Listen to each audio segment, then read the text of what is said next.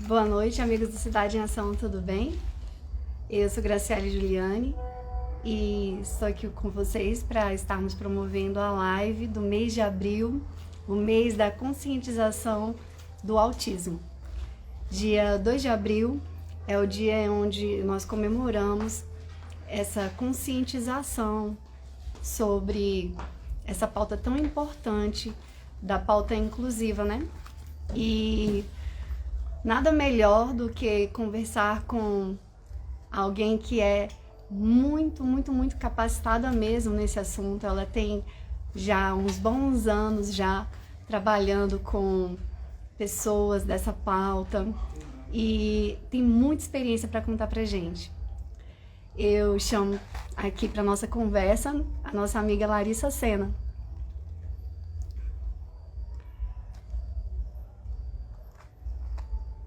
E peço para vocês estarem mandando aviãozinho aí para todo mundo. E vamos chegando para nossa live, gente. Tudo jóia, Pedro? Bem-vindo. Oi, gente, boa Larissa. noite. Deixa só eu arrumar aqui rapidinho para não ficar essa metade aqui aparecendo. Só Eu ajustar. também estou ajustando. Vou só ajustar aqui, peraí, a altura do meu suporte. Enquanto você vai ajustando, eu quero estar trazendo para a gente o versículo que fala em João 3,16 que Deus amou o mundo de tal maneira que enviou seu Filho unigênito para que todo aquele que nele crê não pereça, mas tenha a vida eterna. E Cristo, ele sempre procurou incluir todas as pessoas que a sociedade colocava à margem, né? E a gente falar de pauta inclusiva é falar de amor. Falar de amor é falar de Cristo. E a gente participou de uma conferência de saúde mental nos dias 7 e 8 aqui em Araguari, que foi realizada na capela da EMEPAC, e foi tratado assuntos assim muito importantes mesmo, sobre as questões de leis que foram estabelecidas para que não existisse só a questão do paciente ser atendido em manicômios, porque antigamente todas as pessoas que eram colocadas como fora do padrão da sociedade eram tratadas de uma maneira a ser colocadas em isolamento. Sim. E a partir dessa lei antimanicomial, as pessoas começaram a ter um acolhimento mais humanizado. E a gente está falando de espectro autista, eles são, com certeza, pessoas que carecem de muito amor e de um acolhimento muito especial de toda a sociedade. Falar de autismo é falar de amor. E eu queria começar essa live com você, Larissa, falando primeiro assim que você é muito bem-vinda mesmo. É um prazer imenso estar aqui com você. E eu queria que você falasse como é que está aí esse momento em Brasília, porque aqui em Minas a gente tem percebido muito, quando a gente vai nas escolas, que tem crescido muito o número dos diagnósticos de pessoas que têm apresentado esse espectro, porque antes as pessoas não tinham tanta consciência disso, e Sim, parece que com a pandemia potencializou mais tudo isso, né? sim. Na verdade, não é com a pandemia. Primeiro, vamos começar explicando o que é o autismo, né? O que é o transtorno do espectro autístico. O transtorno do espectro autístico é um transtorno neurobiológico, a pessoa nasce com ele e ele não pai, ele não é culpa do cachorro, do papagaio, do periquito, ele não é culpa de ninguém. Porque o que é muito comum nesse momento do diagnóstico, especialmente as mães se sentirem muito culpadas, né? Por se sentir, porque ninguém quer ter uma criança com qualquer diagnóstico. A gente não quer o diagnóstico nem de gripe. Imagina um diagnóstico de uma condição que é permanente, porque o autismo, ele não tem cura, né? Ele é uma condição permanente do desenvolvimento humano. Então, ele é um transtorno neurobiológico. Por que se chama espectro? Por que nós usamos esse termo espectro? Porque ele é extremamente diverso.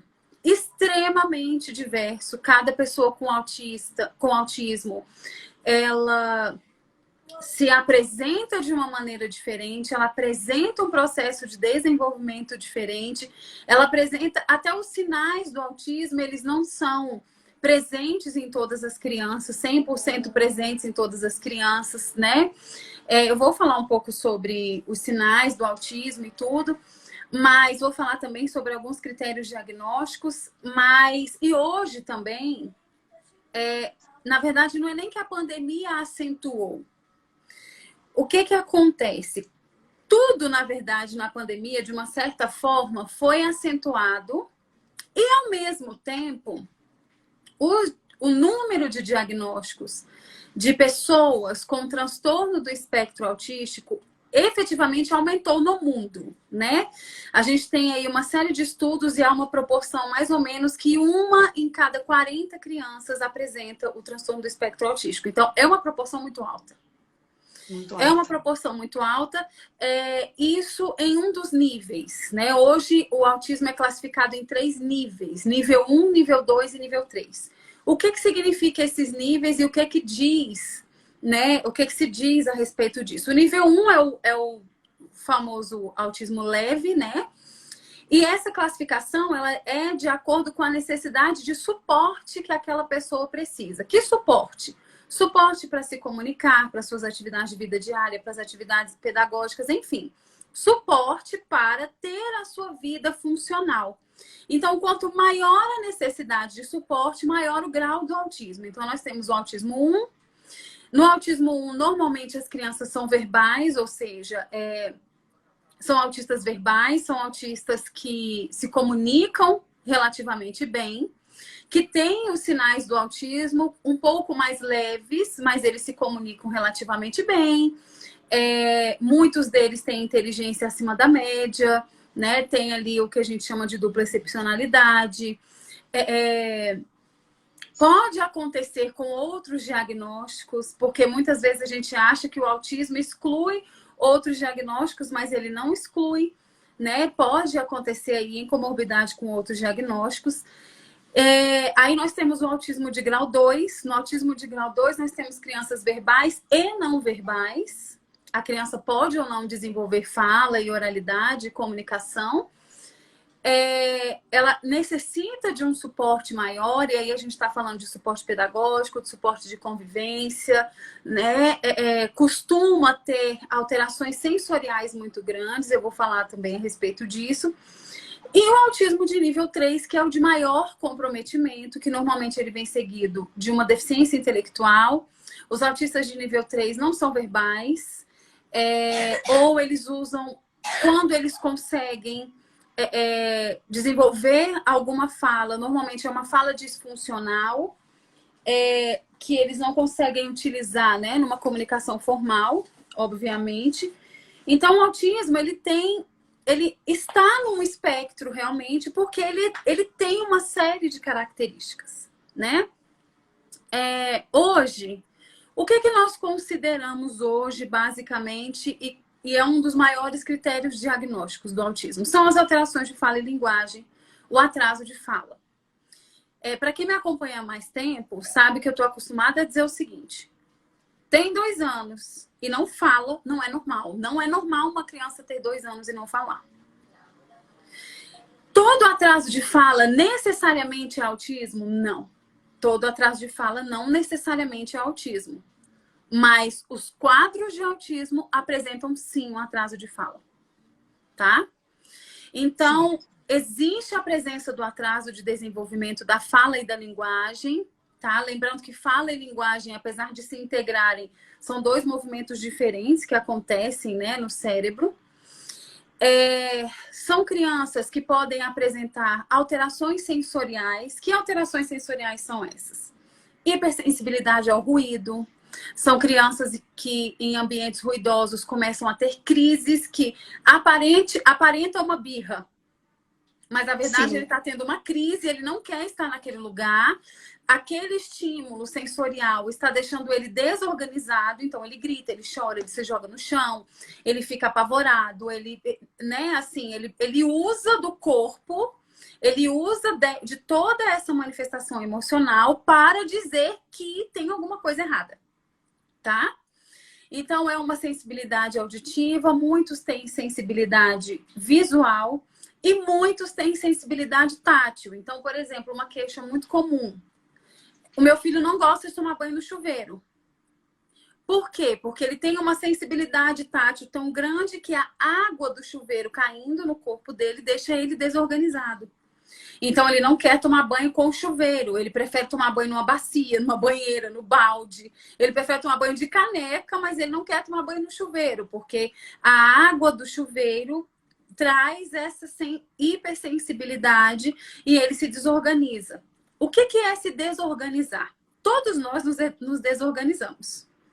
Independente de sermos pessoas dentro ou fora do transtorno do espectro autístico. Quando que a gente se desorganiza? Por exemplo, no nosso caso, que não estamos dentro do transtorno do espectro autístico. Eu tenho uma rotina, ou então eu fiz um planejamento na minha cabeça. Eu planejei que hoje eu vou estar 2 horas num lugar, 3 horas em outro, 4h30 em outro. 4h30 em outro. Aí, lá às 3 da tarde, aconteceu uma situação. E essa situação que aconteceu às 3 da tarde me deixou desorganizada. Eu fiquei estressada. Eu fiquei chateada, eu tava revolts. Só que eu entendo os contextos sociais e como eu entendo os contextos sociais, eu não vou, por exemplo, chorar no chão do banco porque eu fiz um planejamento na minha cabeça que o atendente ia me atender às 3h20 e ele só me atendeu às 3h40. Eu não vou chorar. Sim. Eu vou ficar com raiva, eu vou amassar a senha, eu vou começar a mandar mensagem para todo mundo dizendo que eu vou me atrasar para o próximo compromisso, porque atrasou no banco, Eu vou até dar um ataque cardíaco, minha pressão vai subir, mas eu não vou gritar, chorar, me desesperar. Porque a minha forma de reagir, como eu entendo o contexto social, e eu sei que esse contexto social, ele exige de mim um comportamento. Então, eu não vou reagir de forma que interfira nesse contexto social. Ok? Sim. Esse é o primeiro ponto. Então, o que acontece com a criança que está dentro do transtorno do espectro autístico? O que deixa ela desorganiza, gera ou potencializa uma crise. Então, muitas crianças têm crises mais severas, elas chegam a se automutilar, se beliscar, passar a unha no próprio corpo, bate com a cabeça na parede, né? É muito comum. O grito e o choro é muito comum. São crianças, principalmente os autistas de nível 2 e nível 3. São crianças que dormem pouco. Eles costumam ter transtorno do sono. Então, o sono deles não é eles não dormem uma noite inteira. São pais que passam a vida... Os pais dessas crianças são pais que passam boa parte da sua vida sem dormir a noite inteira, porque os seus filhos acordam a noite inteira, acordam 3 da manhã, como se fosse 7. Cheios de energia e demandando de você atenção, demandando cuidado, demandando tudo isso, né? Então a gente Larissa, esses horários deles que são assim, diferenciados, compensa ao longo do dia, de repente, dar um sono à tarde? Não dá. Não. E outra dúvida, como existe essa questão do diagnóstico, você começar a perceber mais a partir dos 2 anos, existem pessoas que descobrem um diagnóstico numa idade mais tardia? Ou também. antes? Sim. E como que o pai ou a mãe, ou quem está próximo, pode começar a perceber e procurar um especialista? E qual é esse especialista? Ou essa equipe? Primeira coisa. Normalmente, um diagnóstico do transtorno do espectro autístico, ele é fechado por uma equipe multidisciplinar. Isso envolve terapeuta ocupacional, fonoaudiólogo, psicólogo, mais o neuropediatra, tá? Normalmente são esses profissionais que fecham o diagnóstico. Então, quais são os primeiros sinais? Vamos lá. Quando a criança está ali ainda bebê, antes dos 2 anos de idade, ela tem uma quantidade grande de crises, se desorganiza muito facilmente. não gosta de interagir com outras crianças e às vezes prefere o isolamento por escolha. Ela se isola num determinado lugar e ela fica lá horas absorta ali naquele lugar, brincando e tudo. Tem dificuldade em fazer o que a gente chama de jogo simbólico. O que é o jogo simbólico? É a brincadeira que representa a realidade. Então, por exemplo, é uma criança que pega uma colher e um copo e ela não explora da maneira como essa colher e esse copo são utilizados no uso cotidiano. Então, ela pega a colher e ela bate no copo, ou então ela bate no chão, ou então ela bota um copo na cabeça, né? É mais ou menos assim. Ela não explora o brincar dentro daquilo que se espera para aquela idade. A gente tem... Eu tinha até separado aqui, deixa eu ver se eu encontro aqui. Eu deixei separado aqui do ladinho. Filho, sabe aquele seu cartãozinho que a gente leva quando vai vacinar? Aquele seu livrinho? Vê se ele tá aí em cima da mesa pra mamãe, por favor. Aquele seu livrinho que a gente leva quando vai vacinar. Tá bom, tudo bem. Mamãe tinha separado aqui. Ele leva o cartão de vacina. Isso. Não é pra mexer. Não é pra mexer no seu cartão de vacina. Tudo bem, desculpa. Quando eu vacinar, É pra quando você vacinar, tá certo, tá ótimo. Obrigada, então. Tá ótimo. Só você, tá tudo bem, então. Então é isso, gente. O que eu quero mostrar pra vocês? É que lá no cartão de vacina, a gente tem os marcos do desenvolvimento. Ah, certo. A gente tem os marcos do desenvolvimento. A gente tem, eu não entendo até hoje por que existe profissional da saúde, e quando eu falo profissional da saúde, eu estou me referindo a médicos, tá? Que quando uma mãe, um pai, chega dentro do consultório e fala assim, meu filho não tá falando. Aí o médico fala assim, não, cada criança tem seu tempo. Amado, quem tem tempo é relógio. Relógio tem tempo. Não existe essa história de todo mundo tem seu tempo, tá? Todo mundo tem seu tempo, mas todo mundo tem seu tempo dentro de um padrão, de um processo de desenvolvimento. Você não acharia estranho uma criança de 4 anos que não anda? Com certeza. Então, por que a gente não acha estranho uma criança de 4 anos que não fala?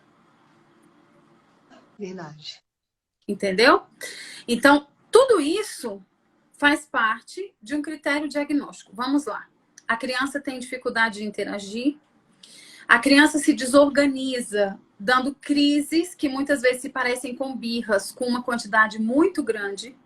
Ela tem uma baixíssima resistência à frustração, ou seja, ela quer sempre manter o comando de tudo que está acontecendo com ela. Ela tem uma rotina no brincar e muitas vezes essa rotina, ela precisa estar visualmente organizada. Então, é uma criança que enfileira os carros, ela está sempre enfileirando os carrinhos, por exemplo. Ou então ela vai jogar o carrinho, ou então ela está brincando de carrinho e ela pega 10 carrinhos, ela joga, espera ver todos os 10 e se você deixar, ela fica 3 horas fazendo isso. Jogando o carrinho, vendo o carrinho bater na parede. Aí pega de volta, joga o carrinho, pega o carrinho, vê o carrinho bater na parede.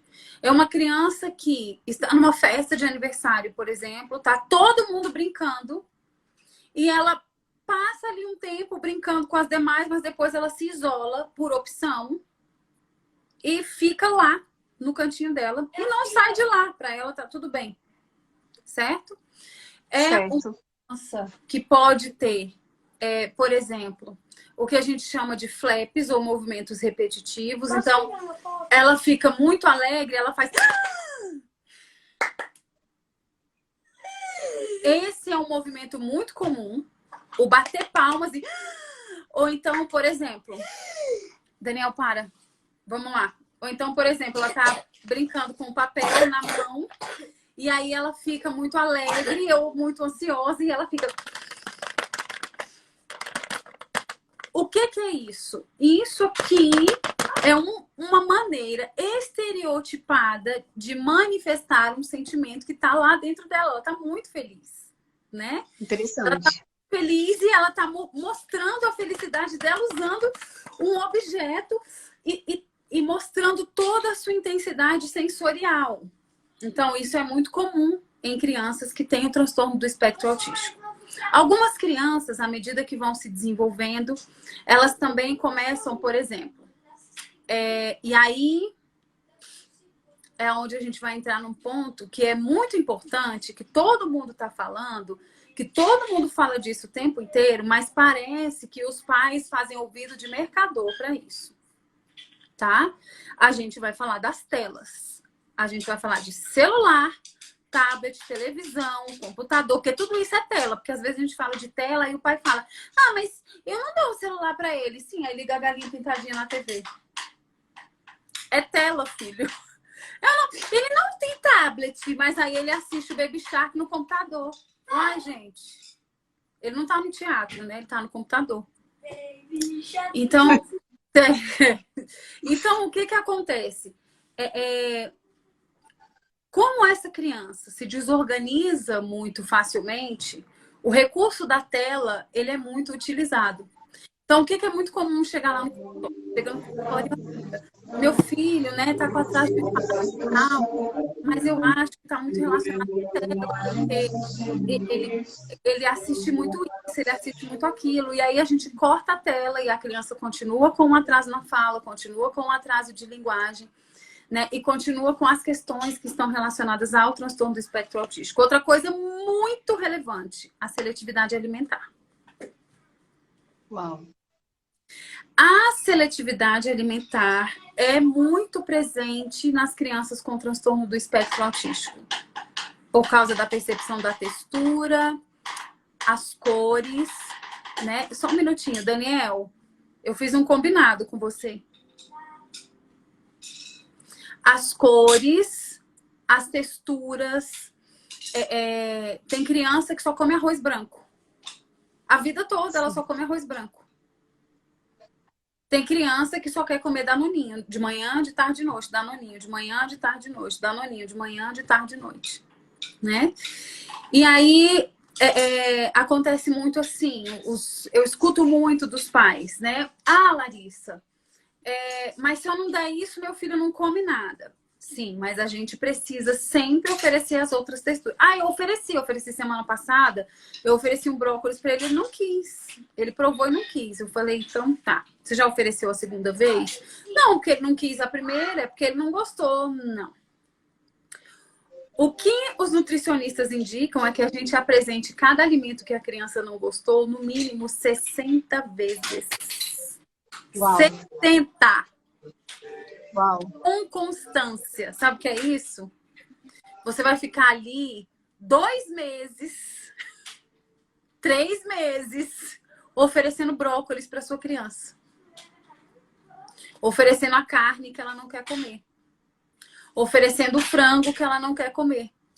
Para que ela possa experimentar e se habituar com aquelas texturas. Tá?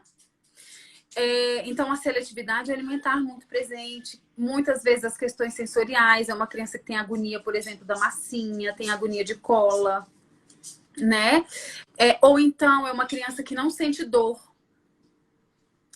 Interessante. Se joga no chão, se machuca, toca o terror, sobe, desce, cai um armário por cima dela, ela tá ali, ela não tá sentindo dor. Mas, Larissa, isso é em todos os graus? Isso é em todos os graus? Em todos os graus, porém, as manifestações acontecem de forma diferente. Tá? Ah, tá.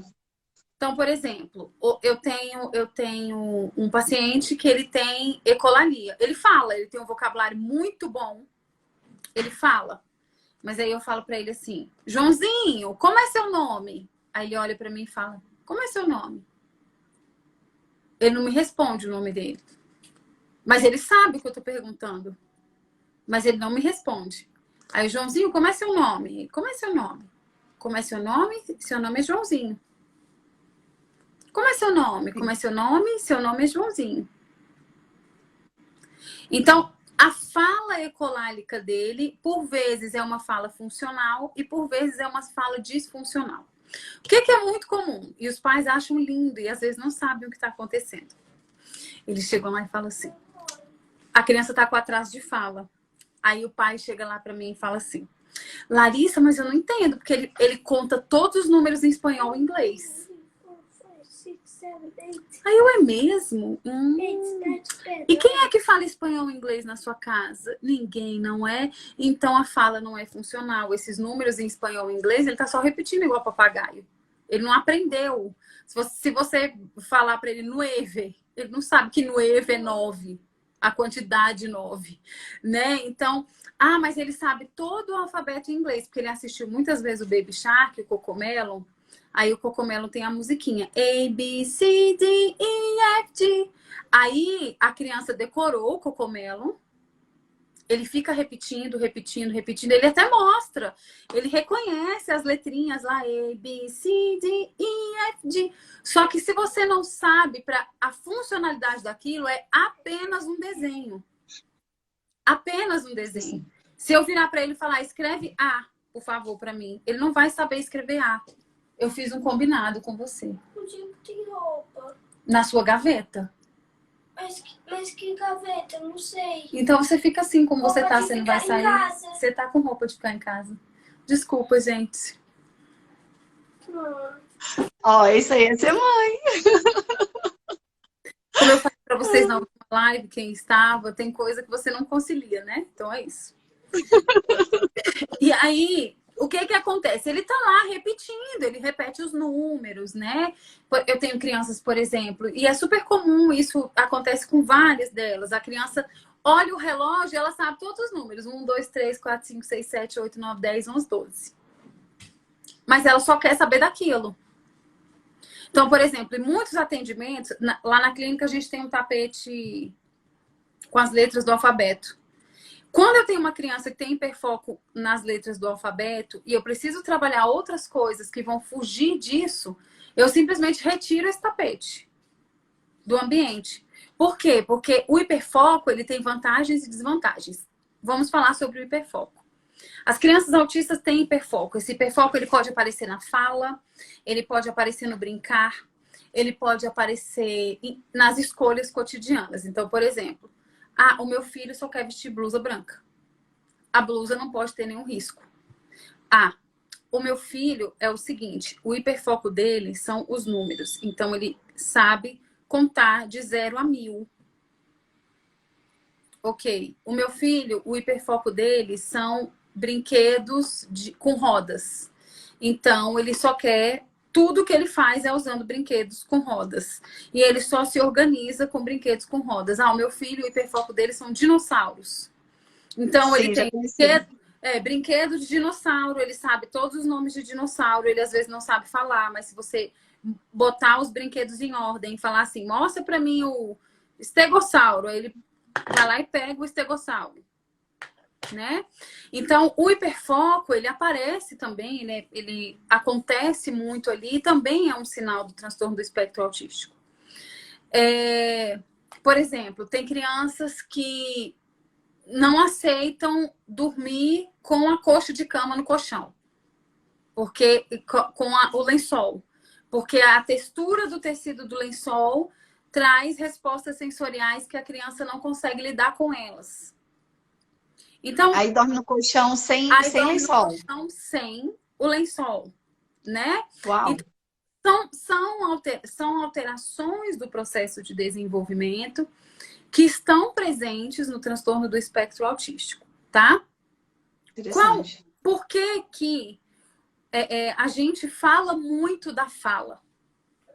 Para você aprender a falar, para você se comunicar com funcionalidade, ou seja, eu falo e você me entende e eu entendo o que você fala. Para você se comunicar com funcionalidade, você precisa se relacionar com humanos, com pessoas. Certo. Eu aprendo a falar vendo uma outra pessoa falando. Eu aprendo a me comunicar me relacionando com outra pessoa. Então, se eu sou uma criança que tenho dificuldades em manter uma interação social, por menor que ela seja, essa dificuldade na interação social vai interferir diretamente no processo de aquisição e desenvolvimento da fala e da linguagem. É por isso que, normalmente, as crianças com transtorno do espectro autístico, que estão no transtorno do espectro autístico, né? é, é, essas crianças, elas apresentam esse atraso de desenvolvimento de fala e de linguagem. Muito difícil. Então, por exemplo, eu tenho crianças que só falam inglês. Só quer falar inglês. Uau. E aí, Isso morando... e aí os pais estão lá. Um fala inglês, o outro não fala. E o desenvolvimento da fala da criança na língua mãe fica comprometida porque ela só quer usar o inglês. Por quê? Porque esse é um recurso, inclusive, de fuga da interação com o outro. Se eu falar inglês, aquela pessoa não vai me entender, então eu não preciso me relacionar com ela. E eu estou falando do mesmo jeito. Então, é um recurso, né, é um recurso que a criança tem, que a criança desenvolve também para fugir do processo interacional. Então, todos esses subterfúgios acontecem, são muito comuns em crianças com transtorno do espectro autístico. São crianças que andam na ponta dos pés, muitas vezes. Quando vão se sentar no chão, se sentam em W, né? Na posição de W, por exemplo. Tem uma desorganização motora, muitas vezes, muito grande.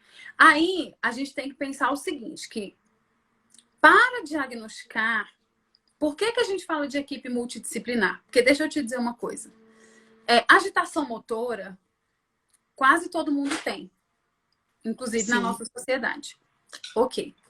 Atraso de fala, nem todo atraso de fala é autismo. Muitas vezes é um atraso de fala e aí vai acontecer uma gagueira, vai acontecer uma troca fonológica, que é troca de fonemas, né? Por exemplo, falar igual Cebolinha. Teve um atraso de fala e hoje fala igual Cebolinha.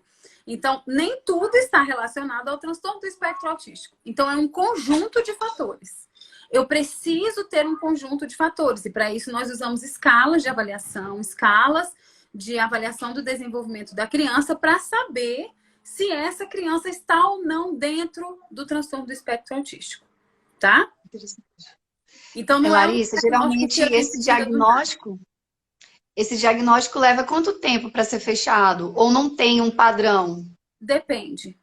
Depende do nível de comprometimento da criança, porque a gente tem autistas que são clássicos. Tem crianças, por exemplo, que marcam o primeiro atendimento comigo.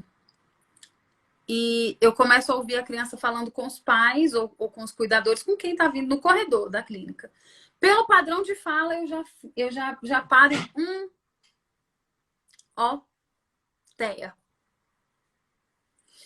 Porque aquela marca tá muito... E aí, quando a criança entra no consultório, eu começo a identificar as outras questões. E aí eu falei, realmente não tem como, trata-se desse diagnóstico. Eu falo logo esse diagnóstico para os pais? Não. Por quê?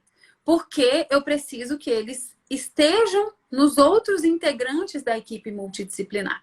Então, quando eu percebo, a criança veio primeiro comigo, a queixa inicial dela foi atraso de fala, e eu estou percebendo que essa criança tem um atraso de fala e que essa criança tem sim nas nossas escalas de desenvolvimento, em uma criança que está dentro do transtorno do espectro autístico, eu imediatamente encaminho para a avaliação do neuropediatra, para a avaliação psicológica e, em alguns casos, para a avaliação neuropsicológica também. Tá? E também costumo encaminhar para a avaliação do terapeuta ocupacional. Por quê? Para avaliar as questões sensoriais. Na hora que eu percebo ali que existe uma questão sensorial, né, a gente precisa observar. E por que isso, gente? Porque existem outras questões envolvidas no desenvolvimento humano, aonde em algum momento da etapa do desenvolvimento a criança vai ter um comportamento semelhante a uma criança que está no transtorno do espectro autístico, mas ela não é autista. É muito comum, por exemplo, em crianças com altas habilidades. É comum você ver atraso de fala em crianças com altas habilidades. É comum você ver dificuldades de interação social em crianças com altas habilidades. Tá? É comum você ver, por exemplo, essa dificuldade de auto-organização em crianças com altas habilidades. Então, é importante a gente ter esse olhar atento, observar bem as escalas de desenvolvimento, e é por isso que esse não é um diagnóstico dado por um único profissional. Certo. Larissa, você, como profissional, como pai, ele consegue perceber isso e ir em busca de um atendimento especializado, porque tem pais que percebem de imediato, mas tem pais que às vezes até percebem, mas ficam com Mas é, questões internas, né? Tem toda uma gama de questões, né, que são sim, envolvidas. O sim. que você indica, assim, para que a A pessoa... primeira coisa, gente, é o seguinte. E eu sei que, é como eu falei no início, o diagnóstico ele é um processo doloroso. E a família passa por um momento que a gente chama de luto, né? Quando ela recebe esse diagnóstico, ela passa ali por um momento de luto. Mas esse momento de luto não pode durar uma vida. Certo. Porque no caso de uma criança que está dentro do transtorno do espectro autístico, cada minuto, cada mês, cada semana que ela fica sem uma intervenção adequada, interfere no desenvolvimento dela lá na frente. Gente, cadê você? Tá aqui, meu filho. Interfere no Interessante. desenvolvimento dela lá na frente, né? Então, assim, são várias questões. Por exemplo, acontece muito os pais que fecham o diagnóstico cedo, tudo bem, procuram as intervenções, e à medida que a criança vai crescendo, os sinais do autismo vão aparecendo com muita força, e aí os pais questionam: ué, mas ele já estava na terapia. Por que que ele está fazendo terapia de fala há um ano e agora ele está com ecolalia, uma coisa que ele não tinha? Porque a ecolalia faz parte do transtorno do espectro autístico. Então, essa criança vai apresentar essa alteração de fala em algum momento, estando ou não em terapia. O que a terapia faz? O que as terapias fazem? Elas minimizam essas alterações. A gente procura trazer para a criança, para o adolescente ou para o adulto que está no transtorno do espectro autístico uma melhor qualidade de vida, uma melhor qualidade de interação e maiores possibilidades. Possibilidade de aprendizagem, possibilidade de desenvolvimento, possibilidade de interação social com a sua família, nos ambientes no qual ela atua, né? E só para vocês verem assim, o tanto que isso é diverso. Por exemplo, eu tenho crianças que eu atendo que falam, eu tenho crianças que não falam, eu tenho crianças que a demanda delas está muito relacionada à comunicação em momentos de interação. Então, por exemplo, eu tenho crianças que isso é extremamente comum. Nos autistas nível 1 e nível 2, que são verbais, isso é extremamente comum. Por exemplo, ele conhece você há muitos anos, mas a primeira vez que ele viu você e que ele conseguiu acessar você foi perguntando seu nome. Então ele perguntou: como é seu nome? E você falou: Grace, vamos brincar? Vamos brincar. Então a gente foi brincar e foi super divertido, e eu gostei, você gostou. Olha só, a gente conseguiu criar uma conexão, tá? Uma outra coisa importante o autista não olha nos olhos. Opa! Ah, olha aí. Alguns autistas não olham nos olhos. Porque eu tenho um paciente que eu sento ele no meu colo, olho de frente para ele e ele fica ali olhando no meu olho. E eu faço jogos e brincadeiras interacionais com ele aqui, ó, olho no olho, e ele me olha e ele interage comigo. Larissa, mas esses pacientes são grau 1 ou não tem essa diferenciação? Pode ser grau 1, grau 2, grau 3, vai de cada indivíduo. E o que acontece? Ainda tem mais uma situação. O grau 1, grau 2, grau 3, os níveis, eles não são definidos no momento do diagnóstico. Não são. O nível, ele é definido ao longo de um processo onde a gente observa a necessidade de suporte daquela criança, a necessidade de suporte daquele adolescente. Então, muitas vezes, esse nível, ele vai aparecer mais lá na frente. Ali, por exemplo, ele foi diagnosticado com 3 anos. Então, a gente só vai conseguir definir o nível dele, sei lá, quando ele tiver 6 anos. Quando ele tiver 5 anos. Né? Por quê? Porque a gente precisa fazer as intervenções, ver quais são as respostas que ele vai dar e aí observar dentro ali da maneira como ele socializa, de com quem ele conversa, a gente vai observar, né, quais são as reais necessidades dessa criança, desse adolescente. tá? Então, quais são as reais necessidades? Tem outras questões envolvidas? Porque, por exemplo, eu não tenho como saber de uma criança, de um autista de 2 anos, se ele tem deficiência intelectual. Muitas vezes eu não tenho como saber, pelas respostas que ele me dá. Né? Então, a gente precisa ter esse manejo ali durante o processo e acompanhando isso junto com a equipe multidisciplinar, junto com a família, com os relatos que a família traz de casa, né? Olha, essa criança está respondendo assim, olha, ele está fazendo isso já com autonomia, olha, ele já está fazendo assim, já tá, né? Ele já está tendo mais respostas autônomas no processo de desenvolvimento. E assim é que esses graus e esses níveis são definidos, tá? Certo. Mas assim, a gente, porque muitas vezes, chega no consultório uma criança que tem todas as características do transtorno do espectro autístico, mas ela interage. Aí os pais falam, olha, ele não tem autismo porque ele interage. Sim, gente, os autistas interagem. A questão é, qual é a qualidade dessa... Acessou a primeira vez perguntando o seu nome. Todas as vezes que ela te vê, ela vai perguntar o seu nome. Mas ela não esqueceu o seu nome. Ela sabe o seu nome. É porque ela acha que ela colocou ali na cabecinha dela que a única maneira dela acessar você é perguntando seu nome.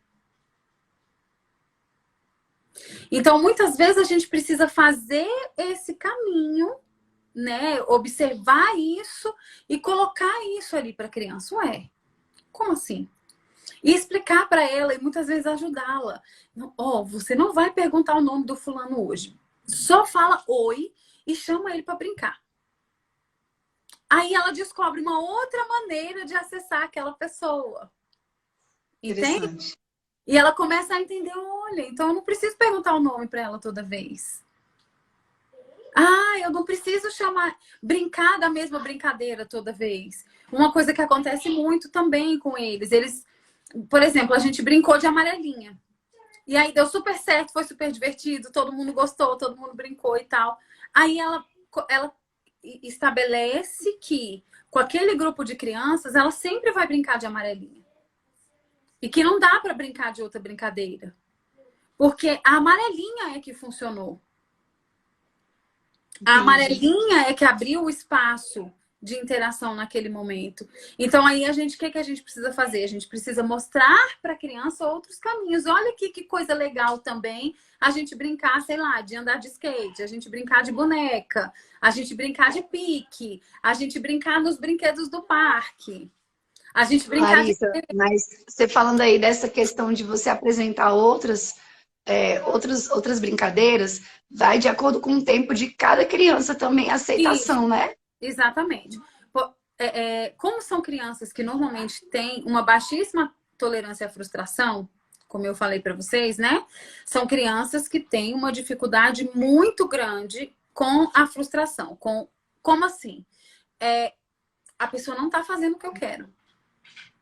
Sim. E isso muitas vezes gera uma angústia nos pais que muitas vezes não sabem lidar com essa frustração e acabam cedendo ali a criança naquele momento com medo de que ela se desorganize e tudo. Mas é importante nesse processo que os pais aprendam a identificar a diferença da crise para a birra. Porque isso Sim. existe, essa diferença, né? E com a birra a gente lida de uma forma e com a crise a gente lida de outra forma. Em todas as formas envolve acolhimento? Sim, em todas as formas envolve acolhimento. Mas a gente não pode, por exemplo, no caso da birra, ceder.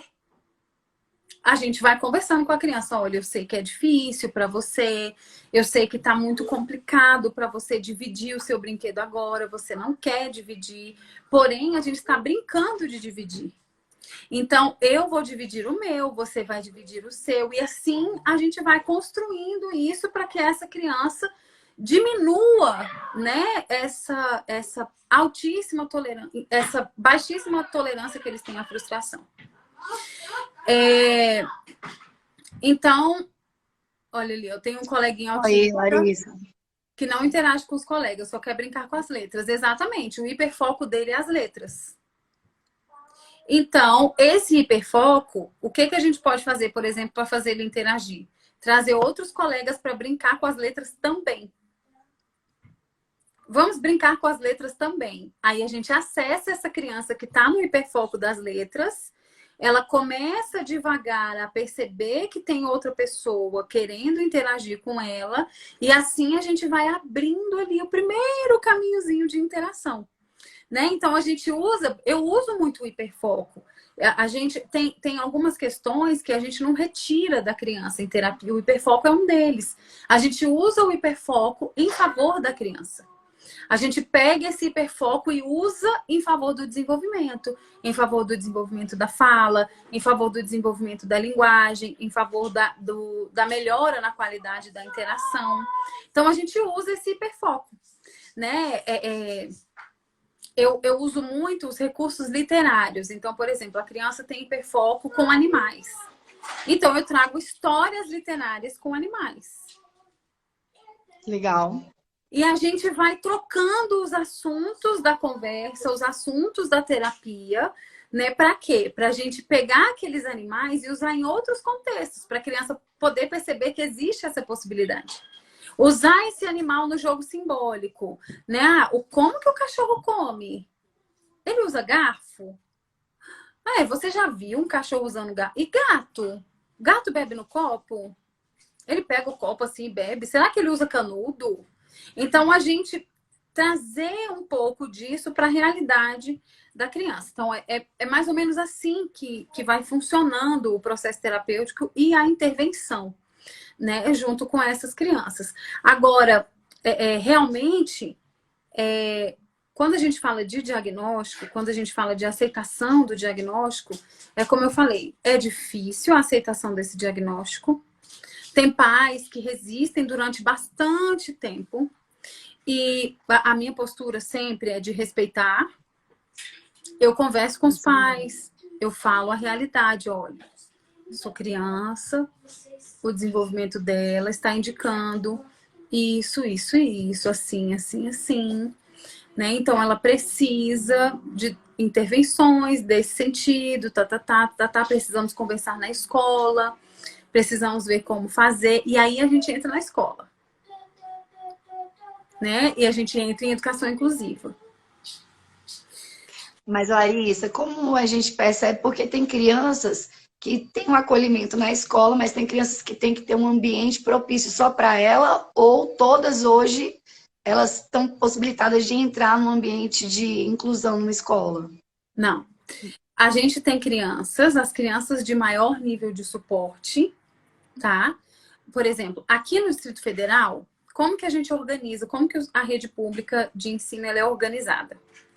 As crianças que necessitam de um suporte muito alto, elas estão em classes que a gente chama de classes especiais. É uma classe com, no máximo, 8 estudantes, entre 8 e 12 estudantes, tá? Depende da configuração dessa classe. É uma classe entre 8 e 12 estudantes com aquele nível de comprometimento, aonde ela está dentro de uma escola regular. Ou seja, a criança não está lá no centro de ensino especial, numa escola onde só tem crianças com um alto nível de comprometimento, tá? Porque tem muitas crianças, adolescentes e adultos aqui no Distrito Federal que estudam nas escolas, nos centros de ensino especial. Por quê? Porque muitas vezes a necessidade daquela criança, daquele estudante, ela é tão grande que da escola regular não tem como. Às vezes aquele aluno precisa de um atendimento 1 a 1, 1 por 2, que na escola regular não tem como acontecer. Então, acontece. A gente tem autistas nos centros de ensino especial, que são as escolas especializadas para crianças, adolescentes e adultos com um nível de comprometimento muito alto, que necessitam de apoio e suporte muito elevado. São pessoas que muitas vezes não têm autonomia para ir ao banheiro, por exemplo, que não conseguem se alimentar sozinhas, né? Então, a gente está falando desse nível de comprometimento. E nós temos as crianças que estão nessas classes especiais dentro das escolas de ensino regular. Então, elas têm momentos de interação com as crianças no ensino regular, mas como elas necessitam de um suporte pedagógico muito alto, elas estão numa classe extremamente reduzida. As demais estão em classes inclusivas, em classes comuns, com outros estudantes, inclusive com outros diagnósticos, todos ali, né, dividindo o mesmo espaço da sala de aula. O que é importante a gente destacar? O sistema de ensino, ele precisa ser organizado para receber esse estudante. Em que nível? No nível de formação continuada do professor, no nível de formação continuada dos profissionais da escola, porque o aluno, quando ele está na escola, apesar dele estar numa turma, dele ter um professor responsável por ele, ele é responsabilidade daquela escola, daquela unidade de ensino. Então, como ele é de responsabilidade daquela unidade de ensino, não importa se ele é aluno da Mariazinha, da Márcia ou da Francisca. Todos os profissionais da escola estão envolvidos no processo de desenvolvimento daquela criança. A pessoa da direção, a pessoa da limpeza, a pessoa da cantina, a pessoa da secretaria, todas essas pessoas que funcionam ali dentro da escola, elas são responsáveis pela integridade daquele estudante, pelo apoio, pelo suporte dele na escola, tá? Então, a gente tem esse nível de organização. Oi, Graça. Larissa, aí no DF, então, a escola que recebe esses alunos inclusivos, ela recebe toda a equipe que está trabalhando na escola, tanto professores quanto servidores de diversos setores, recebem essa capacitação para estar recebendo esse público? Não. Como que acontece? Deveria ser assim. O ideal de educação inclusiva para qualquer lugar do planeta é esse. Mas o que acontece? Normalmente o professor se capacita, o orientador educacional se capacita, o coordenador pedagógico se capacita, mas aqui no DF a gente tem uma organização dos serviços de apoio à aprendizagem que atendem essas crianças. Então você tem uma sala de recursos que funciona bem, você tem uma equipe especializada com um pedagogo e um psicólogo escolar que tende a funcionar bem também. Você tem um serviço de orientação educacional que funciona bem. Você tem os coordenadores pedagógicos que também funcionam muito bem nesse processo. Então, veja, é uma organização grande, de grande porte. Né? É como a gente costuma falar o seguinte. Isso eu acho que em todas as cidades, estados e municípios do Brasil. Quando se tem um corte de verba, aonde que vai cortar? Lá na educação inclusiva. Por quê que isso acontece? Porque a educação inclusiva é cara. Se eu tenho um professor trabalhando com 2 estudantes, esse mesmo professor poderia estar dando uma aula para 30. Eu preciso de um espaço físico para atender esses 2 estudantes, que poderia estar sendo atendido, que poderia estar atendendo, ao invés de 2, 20. Sim. Então, você está falando de custo físico, e não é só isso. Quando você tem os profissionais de apoio à aprendizagem, normalmente são professores. Professores da carreira magistério, que dentro da organização interna da Secretaria de Educação, fazem uma formação, passam por uma prova de aptidão, uma prova interna, né, de seleção, e vão integrar esses serviços. Então, vamos lá. Eu tenho um professor da sala de recursos. Esse professor da sala de recursos, ele não vai entrar na sala de aula regular para dar aula. O trabalho dele é exclusivamente atender os estudantes que têm esse diagnóstico. Então, você veja que é necessário um suporte. Não dá simplesmente para jogar o estudante dentro da sala de aula, virar para o professor e falar, se vira, porque esse profissional vai adoecer. Com certeza. Né? Por que esse profissional vai adoecer? É porque a criança com autismo dá mais trabalho do que as outras? Não. É porque é uma criança que tem que ter os seus direitos garantidos e aquele profissional sabe que essa criança tem direitos a serem garantidos e ele tem um peso de uma responsabilidade de garantir esses direitos dessa criança sem apoio de ninguém. Então, é disso que a gente está falando, né? Quando a gente está falando de educação inclusiva, a gente precisa pensar, sim, no suporte, no apoio, né? E como é que eu vou apoiar esse professor? Onde que eu vou colocar esse professor? E, ao mesmo tempo, essas crianças, gente, essas famílias precisam ser acolhidas. Qual é a maior dor de um pai? Que é uma reclamação também muito comum. Ele vai matricular a criança na escola.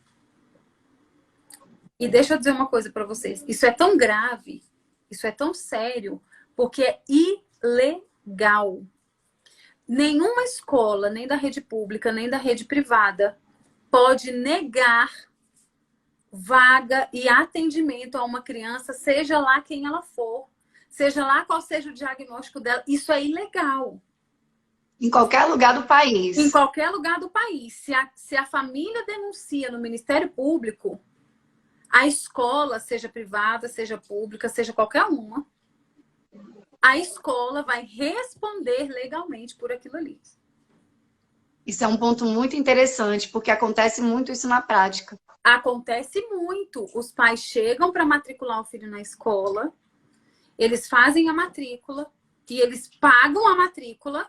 E aí ele diz o seguinte: olha, o meu filho ele tem diagnóstico de autismo, eu vou deixar a documentação dele aqui, os telefones dos profissionais que atendem ele, tarará, tarará. Aí a escola fala assim: olha, então a gente vai devolver seu dinheiro, porque a gente não tem como receber seu filho aqui. Infelizmente. Larissa, tá dando 3 minutos pra gente chegar a 1 hora. Gente do céu, mas passou muito rápido. Verdade. É porque é um assunto muito Nossa, amplo, né, gente? é muito amplo. Muito amplo. A gente tem que fazer um segundo momento, Larissa. A gente pode fechar, Grace, e fazer um fechamento agora, né? A gente encerra essa live, faz um fechamento agora e a gente marca, assim, um segundo momento para conversar sobre isso. Pode ser, E nossa. aí eu deixo a sementinha aí da reflexão sobre a inclusão na educação e esse pensamento no ar. Muito bom. Muito bom essa questão dos direitos da família, né? Então,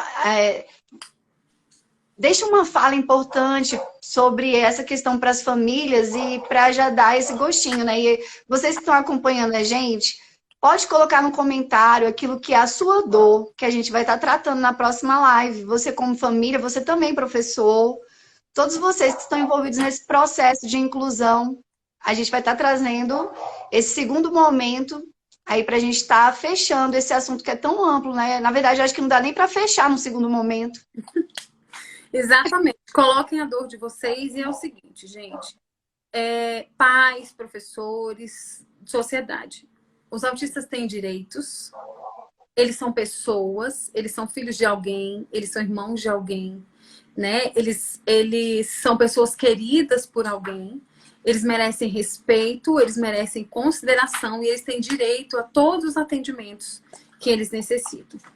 Então, saibam, conheçam, procurem os direitos de vocês, procurem os direitos dos filhos de vocês, escolas, clínicas, hospitais, médicos, pessoas, Estado. Conheçam os direitos dessas pessoas e trabalhem para que esses direitos sejam garantidos, tá? Para que eles possam ter um pleno desenvolvimento, para que eles também possam garantir a sua participação social e para que essas mães, essas famílias, esses pais de crianças com transtorno do espectro autista sejam acolhidos dentro da nossa sociedade. Muito legal, Larissa. E eu também quero deixar para vocês essa reflexão muito importante. Vão em busca dos direitos de vocês, tanto os professores, quanto todos os profissionais envolvidos no cuidado dessa pessoa tão especial que tem o espectro autista, porque é pauta de amor, né? Como a gente abriu na live. Então, você não está sozinho. Você não está sozinho. Vá em busca dos seus direitos. E deixa aqui o seu comentário com a gente, porque a gente vai trazer aquilo que você quer ouvir na próxima live.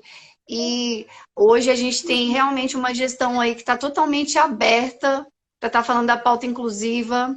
Quero agradecer a todos que estão acompanhando a gente. Vamos divulgar no YouTube. Muito obrigada pelo carinho de vocês. Muito obrigada, Larissa. Um grande abraço para você. Sempre um prazer enorme estar aqui com você. E vamos fazer esse segundo momento. Vamos fazer porque realmente é um assunto muito amplo. É verdade. Vamos sim. Tchau, gente. Deus abençoe.